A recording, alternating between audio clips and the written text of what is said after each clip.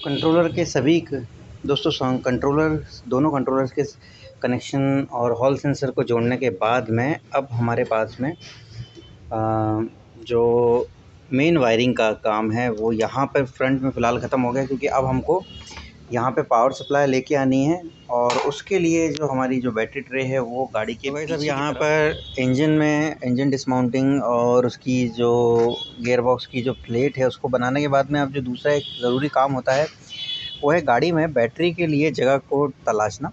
और इन गाड़ियों में वैसे सीट के पीछे जो बूट स्पेस होता है वो काफ़ी अच्छी जगह होती है, तो हम भी ऐसे ही कुछ करने वाले हैं।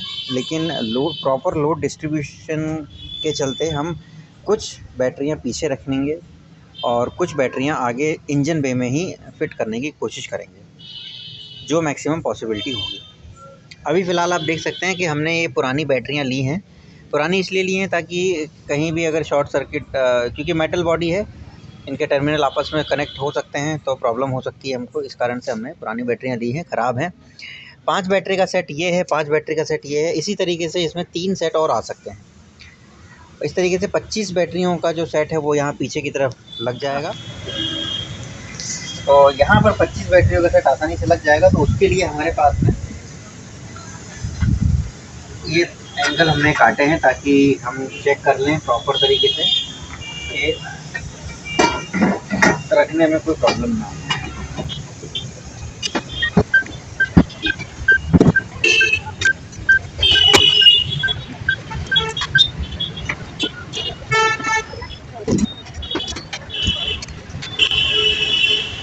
तो इस यहाँ पर अभी हमने जो एंगल है उसको रख दिया है और 2 सेट तो ये हम लोग लगा ही चुके थे।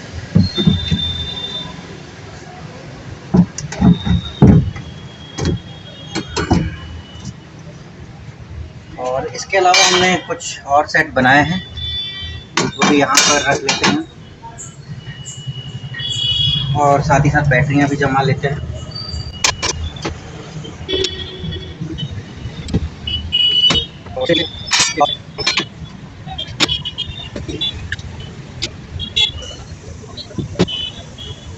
तो गाइस इस तरीके से ये जो 20 बैटरियों का सेट है यहाँ पर लग चुका है। अब चूँकि हमारे यहाँ बीच में एक सपोर्ट के लिए हमने बैम्बू लगा रखा है, तो एक सेट और बहुत आसानी से इसमें आ जाएगा। और हर बैटरी के बीच में हमें 1 इंच या आधे इंच या 1 सेंटीमीटर का गैप मेंटेन रखना है, जिससे कि बैटरी में हीटिंग की प्रॉब्लम ना हो। तो आइए अब ये जो बीच वाला हिस्सा है ये भी बहुत आसानी से इसमें आ जाएगा। हमें यहाँ पर बेसिकली एक कैलकुलेशन करना था, वैल्यूएट करना था कि भाई ये सब चीज़ें आ पाएंगी या नहीं आ पाएंगी। तो ये बैटरियाँ तो प्रॉपर आ रही हैं। अब इसके बाद में जो सीट है, अब जैसे आप ये देख सकते हैं कि जब हम इस सीट को लगाने की कोशिश कर रहे हैं तो ये बैटरियाँ ऐसे टकरा रही हैं। ये ऐसा नहीं होना चाहिए वैसे।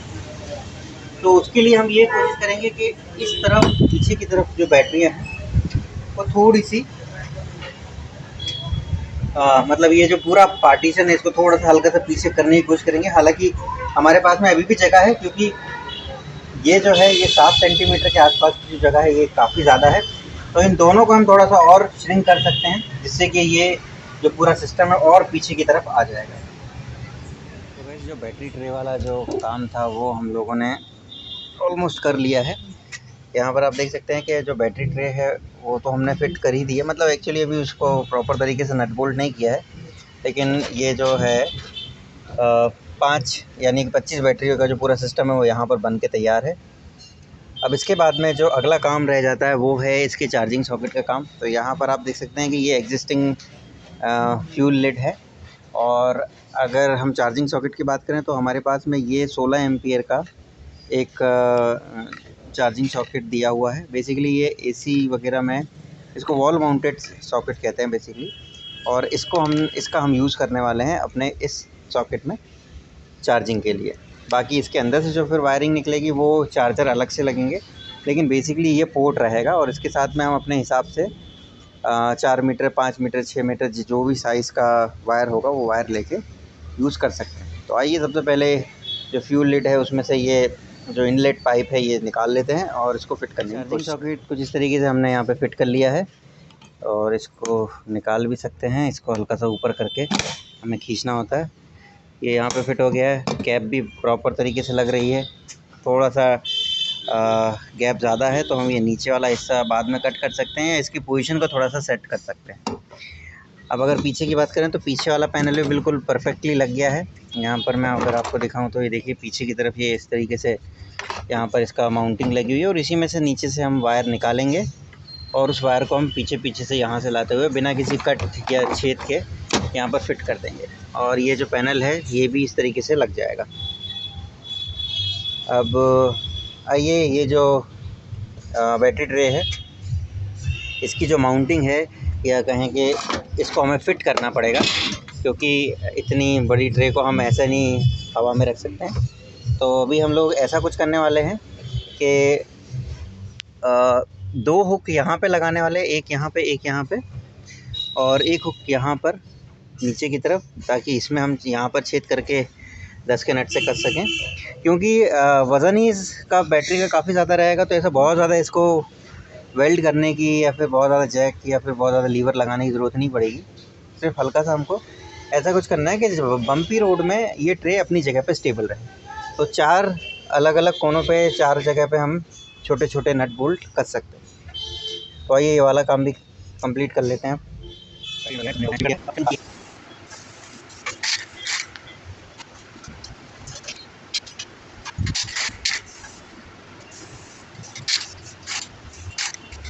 बैटरी ट्रे हमने पीछे ऑलमोस्ट इंस्टॉल कर लिए।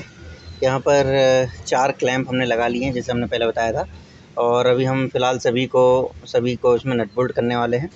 साथ ही साथ हमने जो चार्जिंग केबल है वो भी यहाँ से निकाल ली है और यहीं पे हम इसमें एक बोर्ड रखेंगे जिससे कि हम ऑन ऑफ़ कर सकें जितने भी चार्जर हम इसमें लगाने वाले हैं। अब इसको कंप्लीट कर लेते हैं और बैटरी इंस्टॉल करने के बाद में इसकी जो मेन वायरिंग है वो आगे की तरफ लेके जाएंगे। यहाँ पर लगी हुई है और अब वायरिंग भी हमने ऑलमोस्ट कर ली है। 5 बैटरी ट्रे भी तैयार है। अब हमें मेन सर्किट ब्रेकर को इसमें इंस्टॉल करना है। तो इसके लिए हमने जो सबसे सूटेबल जगह हमें समझ में आई है वो है ये। यहाँ पर आप देख सकते हैं कि ये जो जगह है ये नीचे की तरफ है थोड़ी सी, और यहाँ पर हम इसको कस देंगे और उसके बाद में ये जो जगह है ये यहाँ पर फिक्स हो जाएगी। लेकिन अब चूँकि यहाँ पर जो लोड होगा वो काफ़ी ज़्यादा होगा, तो आप देख सकते हैं कि हमने 63 एम्पीयर की 4 एमसीबी को पैरेलल जोड़ा हुआ है। तो क्योंकि ये सिंगल पोल एमसीबी है और हर एक एमसीबी 63 एम्पीयर तक का लोड ले सकती है।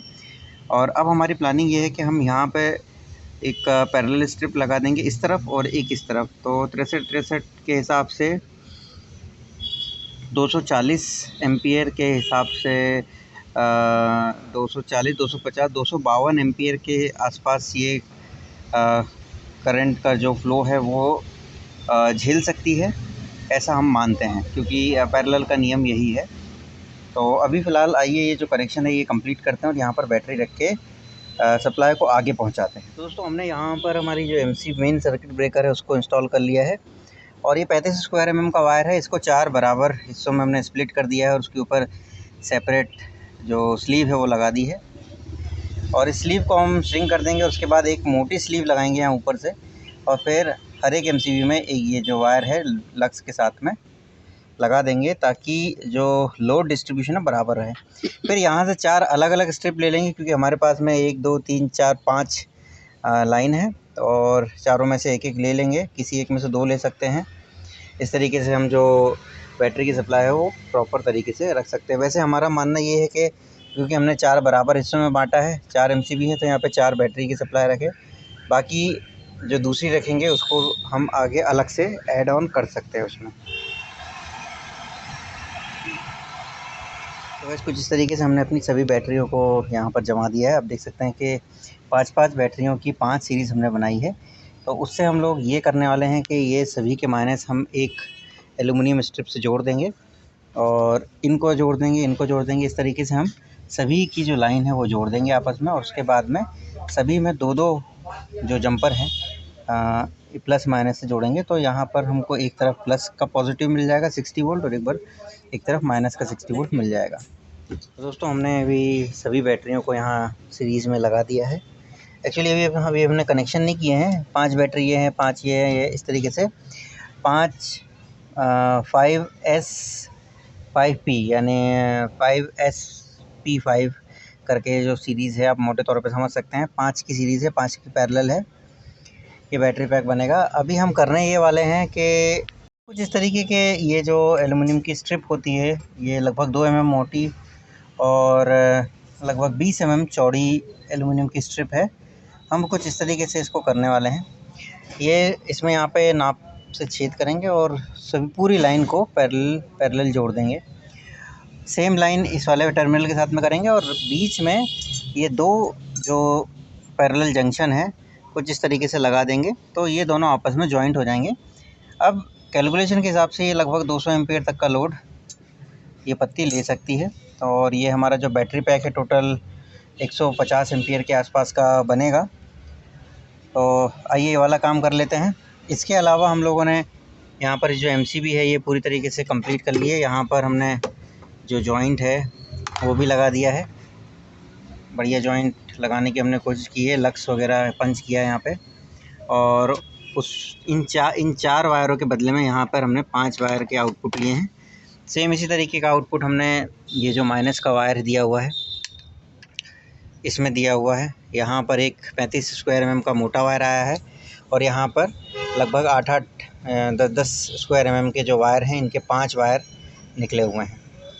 अब आइए ये वाला काम कंप्लीट कर लेते हैं ताकि ये जो बैटरी पैक है यहाँ से हम कंप्लीट कर सकें। और बैटरियों को स्टेबल रखने के लिए हमने यहाँ पर इस टाइप से ये जो PVC की जो स्ट्रिप है वो टाइट कर दी है ताकि किसी भी बम्पी रोड पे ये जो बैटरियाँ हैं ये अपनी जगह पे ज़्यादा जंप ना करें। और इनके हर बैटरी के बीच में हमने इस तरीके से एक ये जो इंसुलेशन पेपर है वो भी रखा है ताकि अगर कोई बैटरी ज़्यादा गर्म हो तो उससे ज़्यादा फ़र्क ना पड़े और बैटरियों के बीच में एक सेफ़ डिस्टेंस बना रहे। आइए वाला काम कंप्लीट कर लेते हैं। तो गाइस कुछ इस तरीके से हमने हमारी जो सारी बैटरीज़ है ये आप देख सकते हैं, 5 की हमने सीरीज़ और 5 की पैरेलल हमने इसमें लगाई है।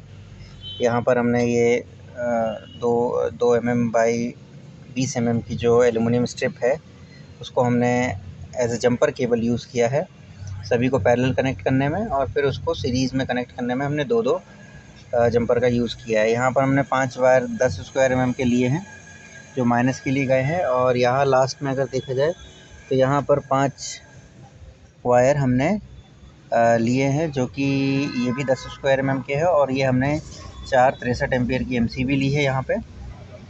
अभी फ़िलहाल हमने उनमें से एक को ऑन किया है ताकि हम चेक कर पाएँ। और यहाँ पीछे से अब हमारा जो सिस्टम बैटरी बैंक का जो काम है वो लगभग पूरा हो चुका है। अब इसमें बस एक छोटा सा काम ही बचा हुआ है कि यहाँ पर हमें जो चार्जर है उसके लिए ये हमने सॉकेट निकाला हुआ है। यहाँ पर चार्जिंग पोर्ट दिया हुआ है। इस पोर्ट के साथ में हमें एक 3 पिन सॉकेट वाला बोर्ड हमको यहाँ पे लगाना है ताकि जो चार्जर है, पोर्टेबल चार्जर जो हम लगाएंगे वो हम ये जो पीछे जो ट्रे होती है उस ट्रे के ऊपर रख सकें। पर ये अब हम आगे के जो कनेक्शन है उसको फाइनलाइज़ करने के बाद करेंगे। अब आइए इस वाले सिस्टम को यहाँ पर बैटरी बैंक को यहाँ पर क्लोज़ करके अब शिफ्ट करते हैं आगे की तरफ। अगर यहाँ पर बात की जाए तो यहाँ पर जैसे मैं आपको पहले भी ब्रीफ़ कर चुका हूँ, मेन मोटर और AC की मोटर हम माउंट कर चुके थे, दोनों के कंट्रोलर भी माउंट कर चुके थे। यहाँ पर हमें अब पावर सप्लाई आ गई है, लगभग 65 वोल्ट के आसपास आ रही है। अब हमें करना ये है कि हम इसको ऑन करने वाले हैं, मतलब यहाँ पर लगा देते हैं इसको।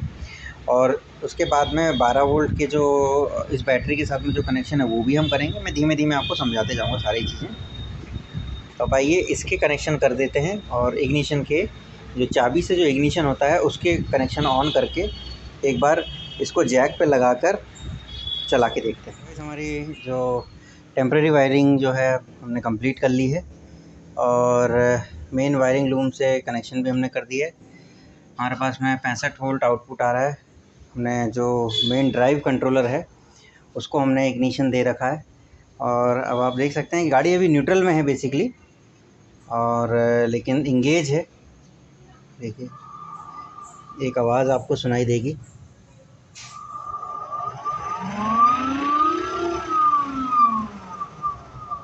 तो अभी मैं इसको फर्स्ट गियर में लगाते हैं, ताकि जो हमारा जो व्हील है जिसको कि हमने जैक लगा रखा है वो ऑपरेट हो सके।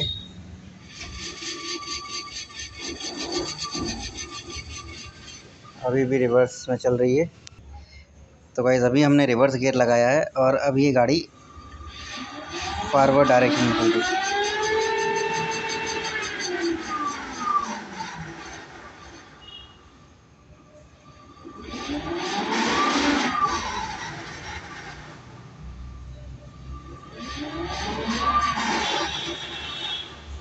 ओके, तो गाइस ये हमारा अभी फ़िलहाल जो टेम्प्रेरी जैक के ऊपर जो एक्सपेरिमेंट था वो अभी हम लोगों ने किया, टेस्ट किया एक्चुअली, कि किसी तरीके की एडिशनल इंगेज या डिसंगेज वाली आवाज़ तो नहीं आ रही है। फ़िलहाल जितनी भी आवाज़ अभी हमको मेन ड्राइव मोटर में मिली वो बिल्कुल ओके है। अभी हम एक एक करके फर्स्ट गियर, सेकंड गियर और थर्ड गियर भी एक बार इंगेज करके देख लेते हैं कि किसमें कितना आरपीएम मिल रहा है। तो गाइस अभी हमने पहला गियर लगाया है और पहले गियर में हम लोग ट्राई करते हैं। तो जो आरपीएम है बहुत ज़्यादा तेज़ नहीं गया है। अब हम दूसरा गियर लगाते हैं। ये दूसरा गियर, इसमें स्पीड ठीक ठाक मिली थी। और अब तीसरे गियर पे हम शिफ्ट करते हैं। ये तीसरा गियर, और अब हम यहाँ से पैडल दबाते हैं। थोड़ा सा पैडल भारी है, इसमें स्पीड और इम्प्रूव मिली है। एक बार चौथा गियर भी लगाते हैं और उसके बाद पांचवें गियर पे चेक करेंगे। चौथा गियर इंगेज। चौथे गियर में आरपीएम मुझे काफ़ी ज़्यादा तेज़ लग रहा है, लगभग 1200 से 1500 आरपीएम है ये, जो कि ड्राइव पर काफ़ी तेज़ माना जाता है। अब एक बार पांचवा भी लगा लेते हैं तो ये फ्लाई व्हील की तरह काम करेगा बिल्कुल।